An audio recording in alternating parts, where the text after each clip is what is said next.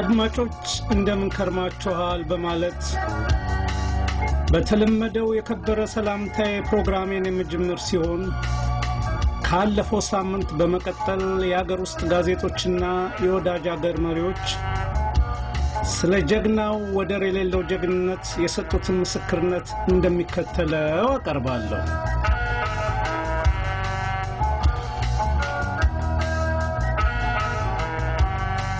የኢትዮጵያ ድምጽ ጋዜጣ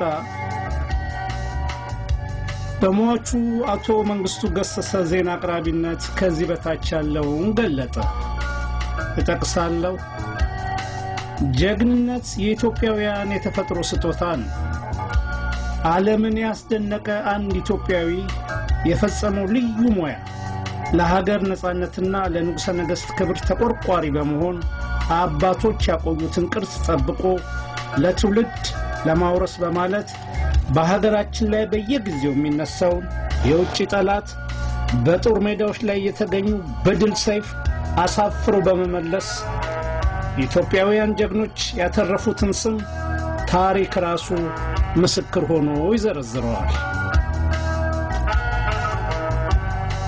በዛሬ ጋዜጣችን ይህን በመሰለ ሙያ ከተመሰገኑት ጀግኖች ኢትዮጵያ መካከል አንደኛውን ልናስተዋውቃችሁ እንወዳለን።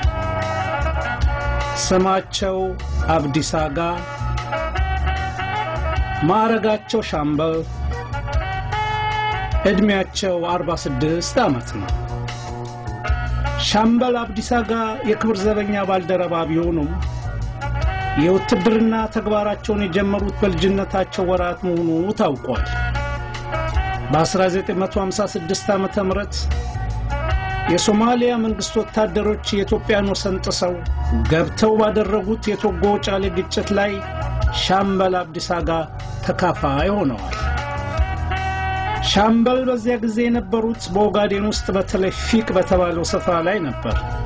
መጋቢት 21 ቀን 1956 ዓመተ ምህረት ከዚያ ተጠርተው በከባድ መሳሪያ የተጠናከረ አንድ ሻምበል ጦር በማዝመት ከቀኑ 5 ሰዓት ከሩብ ላይ ከቶጎ ጫሌ ተኩስ ሩምታ ውስጥ ገቡ።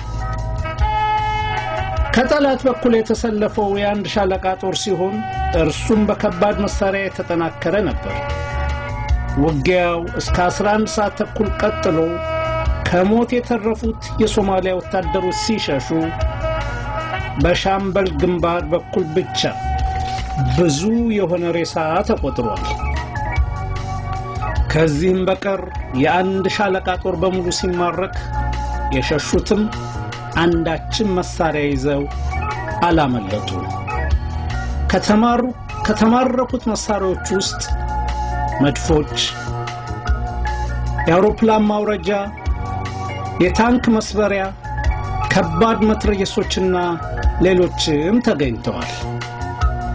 መጋቢት 22 ቀን 1956 ዓመተ ምህረት ደግሞ በተደረገው ውጊያ የሶማሊያን ወታደሮች የጦር ሰፈር አቃጥለው አንድ የጠላት ሰላይ ማርከው ለጦር አዛዛቸው በማስረከባቸው ይኸው ሙያ እንደ ልዩ ጀግንነት ተቆጥሮላቸው ከበላይ የምስጋና ደብዳቤ ደርሷቸዋል በማለት የዘገበ ሲሆን በጊዜው የወዳጅ መንግስቶች ተብሎ ከሚታወቀው የጦር ቃል ኪዳን ማህበር የተሰጣቸው የአርበኝነት ምስክር ወረቀት እንዲህ ይላል።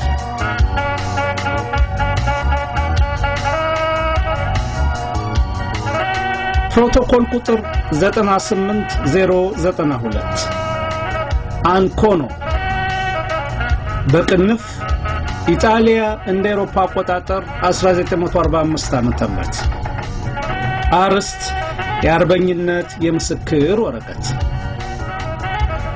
በወዳጅ መንግስቶች ስም ሆነን ሜጀር አብዲሳ አጋ የሚባሉትን ኢትዮጵያዊ ለማመስገን እንፈቅዳለን። ሜጀር አብዲሳ አጋ ከወዳጅ መንግስታቶች ወታደሮች ጎን ሆነው ስለ ዓለም ነጻነትና እንዲሁም ጠላትን በድል አድራጊነት ግንባር ለግንባር በመውጋት የጠላትን እርምጃ በማቆም ለድል አድራጊነት የወታደራዊ ተግባር አገልግሎታቸውን አስገኝተዋል። አገልግሎታቸውም የተፈጸመው በኢጣሊያ ሀገር እንደ አውሮፓ አቆጣጠር ከ1940 ዓመተ ምህረት ጀምሮ እስከ 1943 ዓመተ ምህረት ድረስ ነበር። ከዚህም ሌላ ስለ ጀግንነታቸውና ለድል አድራጊነቱ ስላስገኙት ጥቅም እናመሰግናቸዋለን። የአሁኑን የምስክር ወረቀት የያዙት ሰዎች ሁሉ ስለ ዓለም ነጻነት ክብር የተዋጉ ናቸው። ፊርማ አንደኛ ሰር ሃርሎ ማርሻል ጀነራል አሌክሳንደር የወዳጅ መንግስቶች መሪ፣ ሁለተኛ ኤልደብሊው ሚኒፎልድ የማይነበብ ፊርማ ሻለቃ፣ ማህተም የወዳጅ መንግስቶች።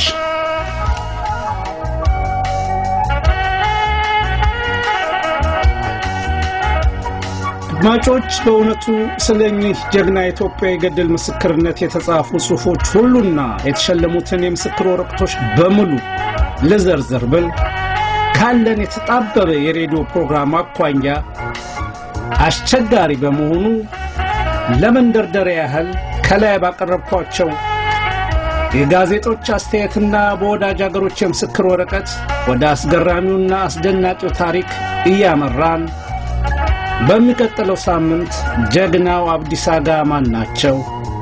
ምንስ አይነት ጀግንነት ነው በኢጣሊያ በረሃና በኢትዮጵያ ኡጋዴን ግዛት የፈጸሙት የሚለውን በተመለከተ በዝርዝር በተከታታይ የማቀርብ ሲሆን የእኚሁን ጀግና ኢትዮጵያዊ ታሪክ በትዕግስትና በጥሞና እንድትከታተሉ እየጋበዝኩኝ ለዛሬው በዚህ በመሰናበት የሳምንት ሰው ይበለን እላለሁ።